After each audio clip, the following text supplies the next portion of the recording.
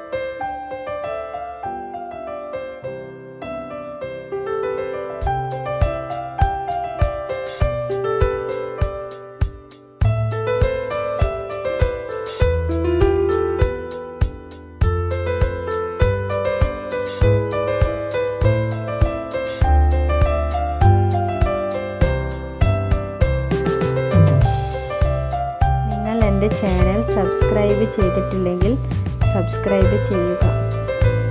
Video ഇഷ്ടമായെങ്കിൽ like കൊടുക്കണം.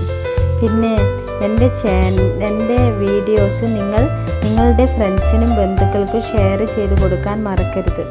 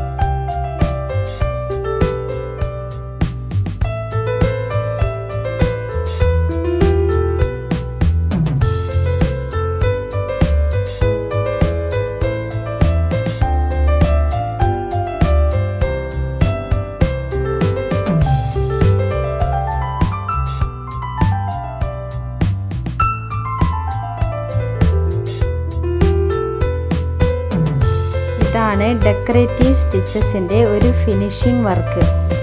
നിങ്ങൾ എൻ്റെ വീഡിയോ കണ്ടതിന് നന്ദി.